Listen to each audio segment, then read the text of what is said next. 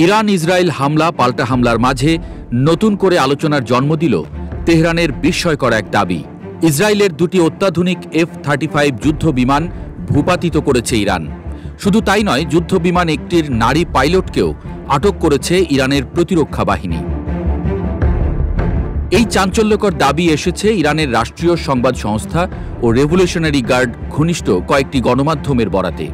ইরনার এক প্রতিবেদনে বলা হয়, ইরানি বিমান প্রতিরক্ষা বাহিনী সফলভাবে দুটি F-35 জেট এবং বেশ কিছু ক্ষুদ্র আকারের ড্রোন ও মাইক্রো এয়ার ভেহিকল ধ্বংস করেছে। যদিও এখনও ক্ষতিগ্রস্ত পাইলটদের বিষয়ে নিশ্চিত করে কিছু জানায়নি তারা। তবে সবচেয়ে নজরকাড়া তথ্য এসেছে তাসনিম নিউজ এজেন্সি থেকে। তাদের দাবি অনুযায়ী ধ্বংস হওয়া একটি বিমানের নারী পাইলটকে জীবিত আটক করেছে ইরান। যদি এই দাবি সত্যি হয়, তবে ইতিহাসে এটাই হবে প্রথমবারের মতো যুদ্ধক্ষেত্রে যুক্তরাষ্ট্রের তৈরি F-35 জেট শত্রুপক্ষের হাতে ভূপাতিত হওয়ার ঘটনা।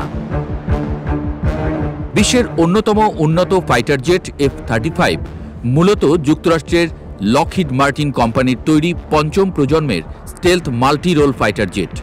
অদৃশ্য থাকার প্রযুক্তি ও মাল্টি-রোল ক্যাপাবিলিটি মিশিয়ে এটিকে অনেকে আকাশের ফ্যান্টম বলেই চিহ্নিত করে থাকেন। এর বিশেষত্ব হল শত্রুর রাডারে ধরা না পড়ে গভীর অঞ্চলে ঢুকে নির্দিষ্ট লক্ষ্যবস্তুতে আঘাত হানা। মার্কিন যুক্তরাষ্ট্র খুব অল্প সংখ্যক মিত্র দেশকেই এই বিমান সরবরাহ করেছে, যার মধ্যে ইসরায়েল অন্যতম। এই বিমান এতটাই দুর্লভ ও নিরাপদ বলে বিবেচিত যে যুদ্ধক্ষেত্রে এর ভূপাতিত হওয়ার ঘটনা এর আগে কখনো ঘটেনি। যদি ইরানের এই দাবি সত্য হয়, তাহলে এটি বিশ্ব সামরিক ইতিহাসে এক ঐতিহাসিক ঘটনা হিসেবে বিবেচিত হবে। ইসরায়েলি প্রতিরক্ষা বাহিনী অবশ্য এই দাবি সরাসরি প্রত্যাখ্যান করেছে। তাদের একজন মুখপাত্র ইরানের এই দাবিকে সম্পূর্ণ ভিত্তিহীন ও প্রোপাগান্ডামূলক বলে উল্লেখ করেছে। শুক্রবার 13 জুন ইসরায়েলের প্রতিরক্ষা মন্ত্রণালয় জানিয়েছে, ইরানের উপর আমাদের অভিযানে অংশ নেওয়া সব যুদ্ধ বিমান ও পাইলট নিরাপদে ফিরে এসেছে।